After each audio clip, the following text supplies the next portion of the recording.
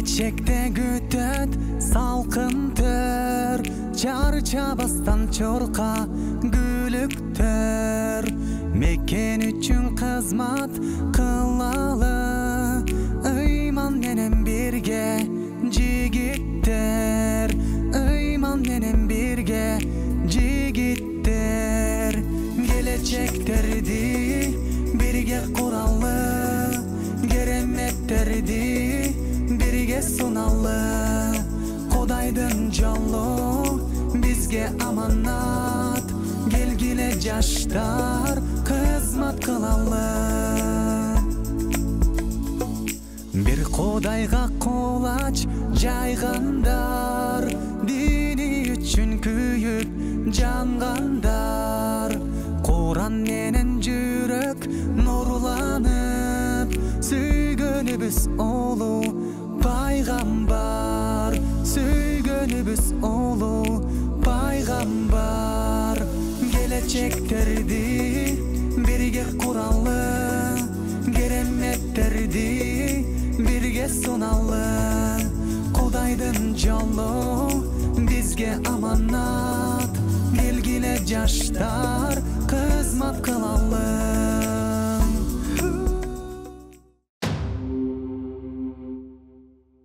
Ордо Construction Group Evergreen турак жайы.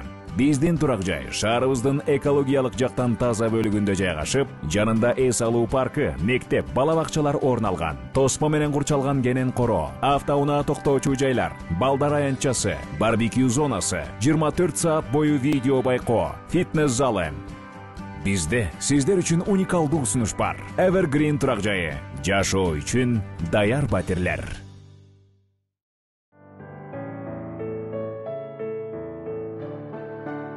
Үй-бүлө бул жашоонун эң жаркын учурлары.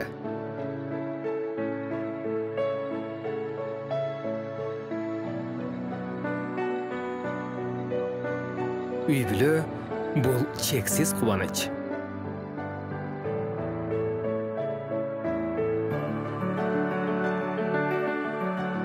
Үй-бүлө бул керемет сенин жаныңда.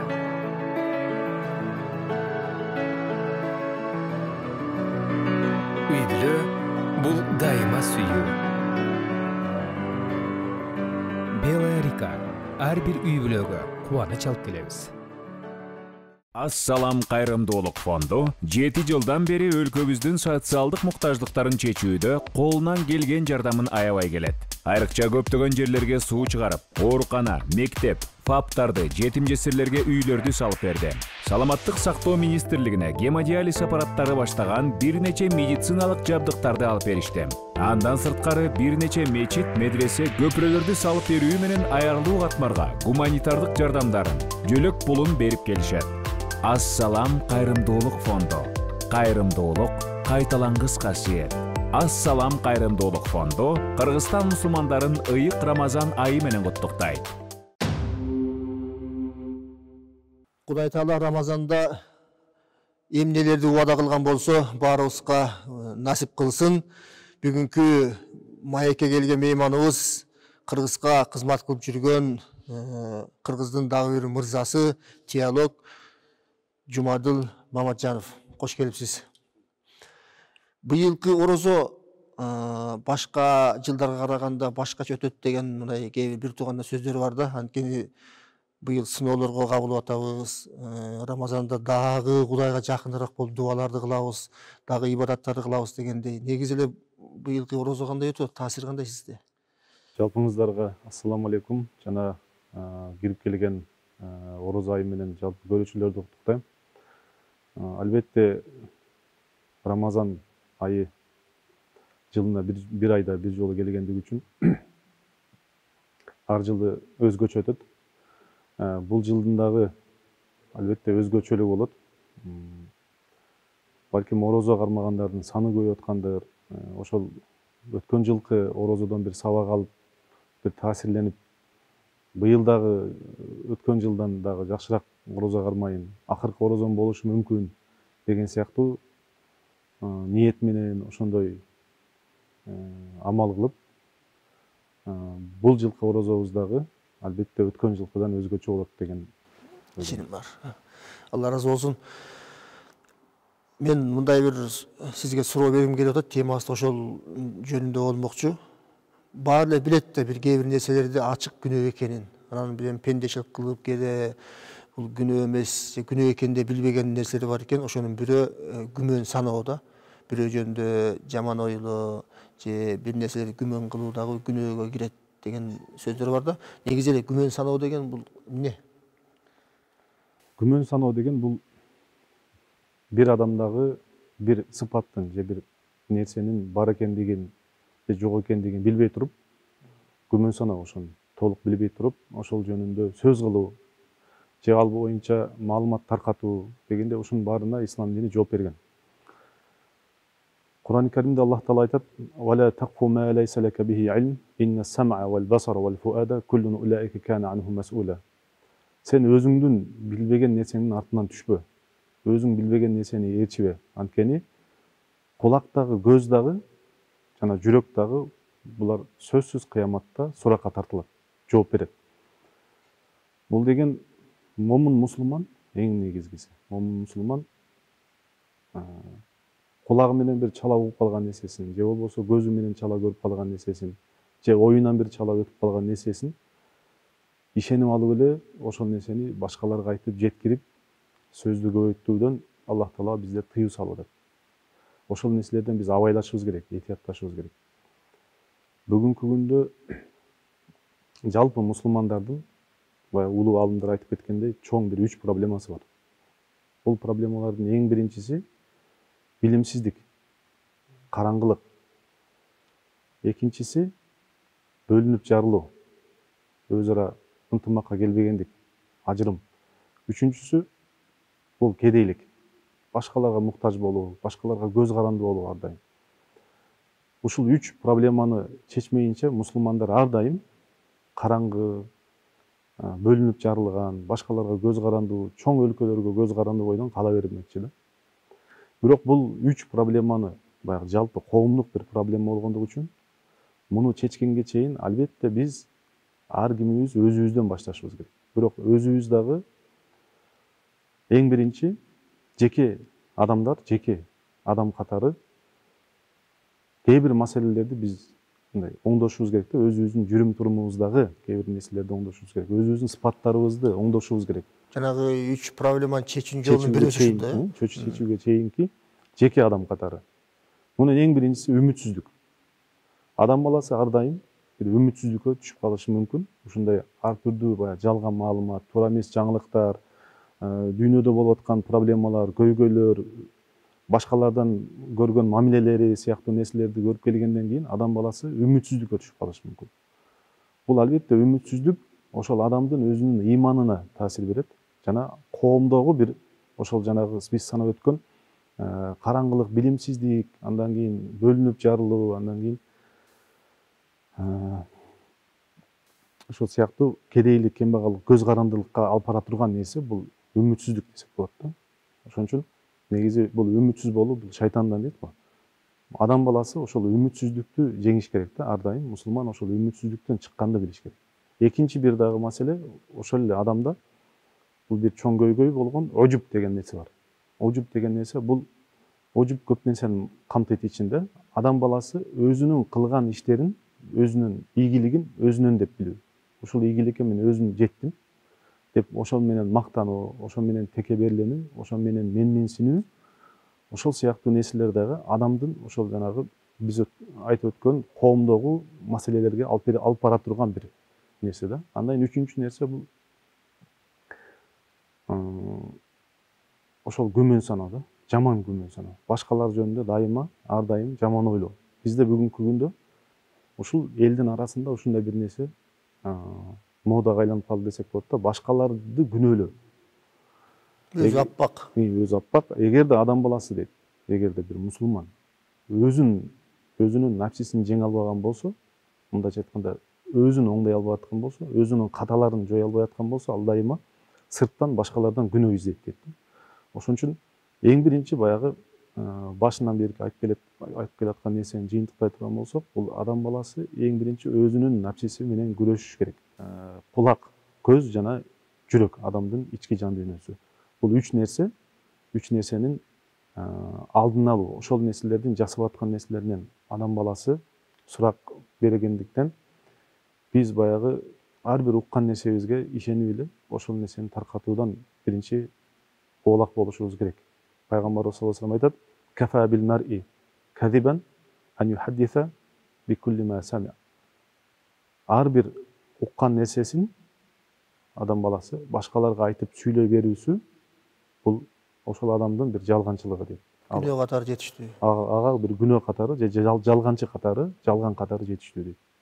Мына ушул күмөн боюнча улуу аалымдардын айткан кеңештери бар да. Анан азыр биздин 20-жылымда мына интернетте отурабыз баарыбыз эле. Эми кээде биз ошо кыямат күнүнө мусулман катары ишенебиз. Баардык мүчөлөрүбүз да суракка тартылган ишенебиз. Бирок ошол эле мусулмандар отуруп алып баягы көп нерсени жазып атышат да. Жазып атабыз жалпылап келгенде. Ошону токтотуу жолу кандай кеңештер айтасыз? Аллах Таала Кур'ан-ы Каримде айтат да: "Я эйюхаллазина аману ин жаакум фасикун бинабаин фатабайяну ан тусибу кавман bijahала фатусбиху ала ма фаалтум надимин". О иман келтиргендер, эгер силерге бир фасык, бир бузуку киши бир кабар айтып келген болсо, андан сөзсүз аныктап билгиле дейт. Аны териштиргиле дейт. Ан тусибу кавман bijahала, анткени ошол коомго, мындай айтканда ортодогу биз коомчулукка бир зыян келип калбаш үчүн. Жахала бул маалыматсыздык жетип калып, кийин ошол нерсе үчүн өкүнүп калбаш үчүн дейт. Сөзсүз анын чын төгүнүн аныктап териштириш керек дейт да. Бул Кур'ан-ы Каримде Аллах Таала бизге буйрук берип, жана муну биз үчүн бир эреже кылып айтып берип койгон да. Бүгүнкү күндө баягы маалымат таркатууда, жаңылыктарды айтууда, кабарларда же болбосо жөнөкөй адамдардын арасында жөнөкөй бири-бирибизге бир ушундай бир окуя болуптур, тигиндей болуптур, мындай болуптур деп атканда биз ошол окуянын чын төгүнүн билип туруп андан кийин айтышыбыз керек да. Баягы жаңылыктарга дагы бир маалымат чыга турган болсо, ошол маалыматтын булагын аныктап билип андан кийин таркатышыбыз керек. Аны расмий бирөө мойнуна алдыбы же болбосо расмий бирөө айтып чыктыбы, кыскасы ким айтып чыкты, ошол маалымат канчалык чын, канчалык туура экендигин биз толук билип аныктамайынча аны баягы социалдык тармактарда же болбосо жөнөкөй эле адамдар бири-бирине айтып бөлүшкөндөн оолак болушубуз керек да. Бул Кур'ан-ы Каримдеги бир эреже. Ошол аят түшкөндө дагы бир кызыктуу нерсе болгон. Бул аят түшүшүнүн себеби, эмне үчүн бул аят түшүп атат? Пайгамбарыбыз саллаллаху алейхи ва салламга бир Аль-Харис деген бир сахаба алдына келип ыйман келтирет. Ал өзүнүн коомундагы бир лидерлерден болгон. Анан Пайгамбарыбыз саллаллаху алейхи ва саллям аны өзүнүн үйүнө баратканда ал айтат: "Мен ыйман келтирдим, сенин пайгамбар экендигиңди кабыл алдым, Аллах Таалага ыйман келтирдим. Эми зекетти чогултуп берейин" дейт да. Баягы исламдын бир фарызын аткарайын дейт. Өзүнүн коомуна барып бул зекетти чогулта баштаганда Пайгамбарыбыз саллаллаху алейхи ва саллям анын артынан баягы зекетин алып келиш үчүн бирөөнү жөнөтүш керек болчу. Пайгамбарыбыз өзүнүн адамын, Пайгамбарыбыз ал адамын жөнөтпөй кечигип калганда бул өзү ошол жердеги өзүнүн коомун чогултуп айтат да: "Биз зекетти жеткирип берели" деп жолго чыгышат. Жолго чыкканда Пайгамбарыбыз саллаллаху алейхи ва саллям баягы өзүнүн адамын жөнөтөт буларга. Зекетти барып алып келгиле. Алып келгиле деп жөнөткөндө бул киши баратып, Аль-Валид ибн Акаба деген киши баратып, же корккондугу үчүн, же башка нерсе болгондугу үчүн дейт, кайтып келе берет экен да. Баягы жерге жетпестен кайтып келет да. Пайгамбарыбыз саллаллаху алейхи ва саллям мынтип айтып коет: "Мен барсам алар мага зекетти бербей койду, жана мени өлтүрөм деп коркупту" деп. Анан Пайгамбарыбыз ачуусу келип, анан өзүнүн адамдарын жөнөтүп барып зекетти алып келет. Булар жолдо баратканда тигилер келаткан болот. Анан айтат: "Эмне болду эле" десе, Пайгамбарыбыз сага жөнөттү. "Эмне болду? Сен ушундай биздин элчибизди өлтүрөм деп коркутуп, зекетти бербей коюпсуң" дегенде, "Жок, андай болгон эмес" деп Пайгамбарыбыз саллаллаху алейхи ва саллям алдына келип, анан Пайгамбар сурайт: "Ушундай болду беле" дегенде, "Жок, болгон эмес". Негизи окуя ошондой. Бирок ошондо бул аят түшөт да. Эгерде бир бузуку киши силерге бир кабар алып келген болсо, аны силер сөзсүз аныктап териштиргиле депчи. Ошон үчүн бул аяттан улам ислам аалымдары айтат экен да, бүгүнкү күндө ар кандай шектүү, күмөндүү нерсе болгон болсо, аны сөзсүз аныкташ керек. Сөзсүз аныктап билип, эки тарапты тең, балким бирөө бирөөнү жамандап келиши мүмкүн, бирөө башка бирөө жөнүндө башкача бир маалымат айтып келиши мүмкүн. Эки жактын тең оюн, пикирин угуп, андан кийин аныкташыбыз керек. Мындайча айтканда, эми бунун үчүн биз үчүн атайын органдар бар, сот бар, башка нерселер бар. Бирок адамдар дагы өз ара бир нерсени, маалыматты бири-бирине айтып жеткирип атканда, сөзсүз эки тарапты тең аныктап билген бул пайгамбарыбыздын сүннөтү. Азыр сиз жеке адамдар жөнүндө айттыңыз, күмөн санаган болбойт, бирөө бир нерсе айтып келсе, аны аныкташ керек деп. Биздин коомубузда азыр топ менен бири-бирине мындай жаман сөздөр айтып, анык болбогон нерселерди жала жаап аткан учурлар кездешет да. Ушул маселеде кандай айтылат? Аллах Таала Кур'ан-ы Каримде "Я айюхаллазина аману жтанибу касиран миназ-занн, инна ба'даз-занни исм" дейт да. О иман келтиргендер деп, иман келтиргендерге Аллах Таала кайрылып атат. Инна ба'даз-занни исм, албетте айрым күнөө саноонун бир бөлүгү бул чоң күнөө дейт да. Ошондуктан күмөн саноодон силер оолак болгула дейт да. Ошондуктан бизде бүгүнкү күндө албетте бизде дин эркиндиги бар Кыргызстанда. Жана жаштар болсун, карылар болсун, ээн эркин өзүнүн ибадаттарын карманат, дин тутунат, ар кандай жөрөлүүлөрүн ээн эркин аткара алат. Бул аябай жакшы көрүнүш. Адамдардын иманга келгени, топ болуп алып, жамаат болуп намаз окуганы, бул ибадат аткаргандар, бул өтө жакшы көрүнүш. Жаштардын иманга келип, намазга жыгылып, исламдын ошол түрктөрүн тургузганы бул сонун нерсе. Бирок ошол эле учурда жогоруда айтылгандай айрым топтордун арасында бири-бирин жамандамай, же болбосо өзүнүн ошол жолун алдыга чыгармай, мактамай, биздики гана туура дегендей дагы учурлар кездешпей койбойт. Муну дагы аалымдар айтат да, албетте ар бир адам негизи, ар бир топ өзүнүн карманган жолун, жүрүп аткан жолун жакшы деп билет. Ошон үчүн ал ошол менен жолго чыкты. Бирок ошол эле учурда бул башкаларды төмөн көрүү, пас көрүү, же болбосо аларды кемсинтүү, аларды жамандоо, аларга тоскоол болуу деген мааниге келбейт да. Мусулмандардын ошол проблемасын биз чечишибиз керек да. Kuntum khayra ummatin ukhrijat lin-nasi ta'muruna bil ma'rufi wa tanhauna 'anil munkar. Amr bil ma'ruf nahy 'anil munkar.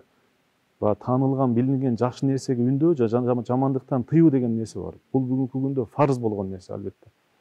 Алымдар айтат, бул мурда фарз кифая болчу, бүгүнкү күндө бул фарз айынга айланды. Мындай айтканда, ар бир мусулманга фарз болгон нерсеге айланды. Биз ошондой үммөт катары, Кур'ан-ы Каримде үммөт катары макталып аткандан кийин, ошондой бир үммөт болгонго татыктуу болушубуз керек да.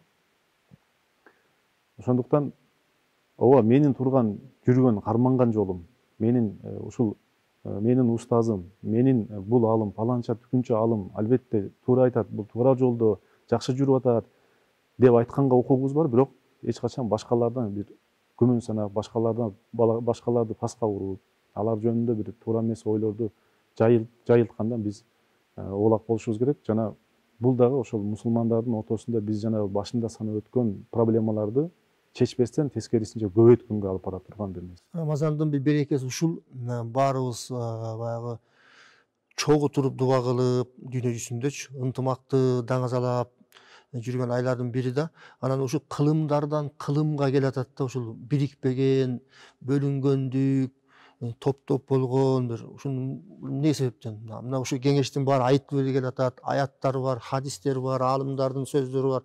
Бирок болбой эле бир баягы нукка түшүп калгандай ажырымдар болот да. Бул Кудай Тааланын сырыбы. Эми ар бир адам негизи уникалдуу да. Бул дүйнөгө жаратылган ар бир адам уникалдуу. Ар бир адам өзүнчө топ менен жашайт, өзүнчө группалар менен жашайт. Эч качан өзүнчө өз алдынча кете албайт. Бирок ошол топ болуп чогулгандан кийин, бир нерсеге бир бириккенден кийин, ниет алып чыккандан кийин, биз толугу менен эгерде Кур'ан-ы Каримдеги айтылган жол менен, пайгамбарыбыз саллаллаху алейхи вассаламдын сүннөтү менен, сахабалардын көрсөткөн ижмасы менен кетпеген болсок, ар дайым адам баласы адашат, жаңылышат да. Адам баласы сөзсүз күллү бани адама хатта. Wa khayrul khatta'ina at-tawwabun deydi пайгамбар саллаллаху алейхи вассалам. Ар бир адам баласы ката кетирет дейт. Сөзсүз жаңылышат дейт. Бирок ошол ката кетирип жаңылышкандардын эң жакшылары булар тооба кылгандар дейт. Демек биз тооба кылышыбыз керек. Өзүбүздүн каталарыбызды, кемчиликтерибизди моюнга алышыбыз керек. Жана ошол туура эмес жасап аткан нерселерибизди биз өзүбүздөн деп билишибиз керек. Башкалардан биз күнөөнү издебешибиз керек. Мына ошондон кийин барып бириккен болсок, анда сиз айтып аткан маселелерди акырындап бул биринчи кадамдар десек болот да, биринчи кадамдар. Бизде көбүнчө мындай кылсам эле чечилип калабы бул маселе деген суроолор көп болот. Демек муну жасабай эле коюш керек турбайбы дегендей бир тыянак чыгаргандай учурлар болот да. Бул сыяктуу маселелер биринчи кадамдар. Мусулман адам ошол нерселерди биринчи жасап көрүш керек. Сиз тооба деп калбадыңызбы? Адам бир күнөөсүнө өкүнөт. Мен сизди жамандап койдум, сизден барып кечирим сурайм, тообалардын ичине кирет эмеспи? Бир жамаатты же бир коомду жамандап койгон адам, анын тообасы кандай? Кандай кылыш керек? Бүгүнкү күндө албетте бир жалгыз адамды жамандап же болбосо бир жеке адамдын айынан бир күнөө кылып, андан кийин ал күнөөсүнөн тооба кылып кечирим суроонун өзү бир оор, аябай оор нерсе. Бирок эгерде бир топту, бир жамаатка жаман айткан болсо, аларды бир күнөөлөгөн болсо, сөзсүз ар бир ошол жамааттын мүчөсүнөн бир кечирим сурап чыгыш керек болуп калышы мүмкүн. Анткени ошол пенде кечирмейинче Аллах Таала кечирбейт кыяматта. Бул дагы көптөгөн хадистерде, башка нерселерде мисалдар менен айтылган. Ошондуктан биз бир топту бир күнөөлөгөндөн, аларга бир жалаа жапкандан, алар татыксыз болгон нерселерди айтуудан, жаман нерселерди аларга карата айтуудан биз абайлашыбыз керек. Жана бул нерселерди биз мындай туура түшүнүп, туура кабыл алышыбыз керек да. Көпчүлүк учурларда бизде баягы мусулман бир туугандар мынтет да, башкалар деле айтып атпайм, мен ошолорго кошулуп айтып койдум же арасында болчумун дегендейчи. Аллах Таала айтат да: "Вала тазиру вазирату визра ухра". Бир адамдын күнөөсүн экинчи бир адам көтөрбөйт. Мындайча айтканда, бир адамдын кылган туура эмес ишин башка ишинен улам башка адам жооп бербейт. Ошондуктан ар бир адам бул бир иш жасарда, бир күнөөгө баратканда өзү ойлонуш керек да. Баягыдай маселе чыгып калып атат да, биз башкаларды дароо күнөөлөп же сырттан күнөө издеп чыгып атпайбызбы? Бул жерде деле ошондой бир нерсе бар. Баягы бир жаманатты кылып атканда, башка бирөөнү жамандап атканда, биз мен ошого кошулуп койдум эле, же башкалар деле айтып атпайбы, башкалар деле кылып атпайбы деген дагы түшүнүккө барбашыбыз керек да. Мына 1000 адамды бир коомду жамандасак, мындай топту жамандасак, 1000 адамдын ар биринен кечирим сурап чыгыш керек экен да. Ушундай да. Анан 1000 адамды баарынан кечирим сурап, 1001-чиге келгенде кайра жамандап койсо, мындан жаман нерсе болбош керек деп ойлойм да. Муну айтып аткан себебим, баарыбыз абайлаш керек экен. Бирөө жөнүндөгү күмөн саноодо дагы өзүбүздү сактайлы. Рамазан айы тарбия бере турган, өзүңдү тарбиялай турган айлардын султаны. Ошондуктан баарыңыздарга алымдардын ушул жолду билгендердин кеп кеңешин угуп, Рамазандан кийин мыкты, чыныгы инсан болуп жашоого Алла Таала бизге жол ачсын. Пайгамбар саллаллаху алейхи вассалам бир хадисинде да мындай дейт да: "Мен кала халакан-нас фахуа ахлакухум" дейт. Ким адамдар өлдү, болбой калды, иштери бүттү деген болсо, ал ошолордун эң ошондой өзү ошонун башына келген болуп саналат дейт да. Мындайча айтканда, адамдар өлдү деген болсо, ал өзү ошондой өлдү. Баягы бир күнөөнүн ичине батты, иши болбой калды деген мааниге келет дейт да. Ошондуктан баягы бул жерде биз кайра эле күмөн саноого кайта турган болсок, адамдар жөнүндө, биз башкалар жөнүндө, жана жалпы коомчулук жөнүндө, жогоруда айтылгандай бир топ жөнүндө биз жакшы ойдо болушубуз керек да. Жакшы ойдо болуу, жакшы күмөндө болуунун дагы негизи бир эрежеси бар. Албетте биз ар дайым башка адамдар жөнүндө биз жакшы ойлошубуз керек, жакшы күмөн жүргүзүшүбүз керек, шектенбешибиз керек. Бирок ал деген ишенип албаш керек да. Ишенип кетпеш керек. Биротоло эле мунун колунан эч бир жамандык келбейт, бул ушундай таптаза, аппак киши, же болбосо мунун кемчилдиги жок дегендей такыр эле бир чоң бир ишенип албашыбыз керек. Башкалар жөнүндө биз жакшы ойлошубуз керек, бирок аларга бир такыр ишенип кетпеш керек деген мааниде чыгып атат да. Ошондуктан пайгамбарыбыздын хадисиндегидей биз башкаларды күмөн санап, башкалардан күнөө издеп эле кечке эле аларды бир күнөөлөп жатып бергенден көрө, ар бир адам өзүн оңдосун деп атат да, өзүнөн баштасын деп атат, өзүнүн напсисин тарбиялаш керек. Бул улуу аалымдардын Руминин дагы сөзү бар экен. Ким менен сапарлаш болгонуңа, ким менен курдаштык кылганыңа өтө көңүл бур. Булбул гүлгө алып барат, ал эми карга күлгө алып барат дейт. Ошондуктан коом дагы өзүнүн айлана чөйрөсүндө эгер дос күтсө, топ күтсө, жакшы адамдар менен бирге жүрсө, баягы азыраак адашкандарды жеңип, аларга да үлгү болот деген ойдомун. Кандай күндө болбосо дагы адам өзүнө биринчи сынчы болуш керек эмеспи? Напсини кантип тарбиялайбыз? Мынакей биз азыр Рамазан айында орозо кармап отурбайбызбы? Бул адам өзүнүн напсисин тарбиялоо үчүн эң чоң бир орозо эң таасирлүү десек болот. Кодси хадисте мындай бир нерсе бар. Жараткан Алла адам баласын жаратып атканда, напсини жаратып атканда, напсиден сурайт экен да. Мен киммин, сен кимсиң деп. Дегенде напси айтат экен. Менмин, сен сенсиң деп менменсин тура берет дейт. Аллах Таала аны отко салып алып туруп кайра суроо бергенде дагы менмин, сен сенсиң деп напси ошентип тура берет дейт да. Акыры ал напсини ачка калтырат экен да. Ачка калтыргандан кийин сурайт экен.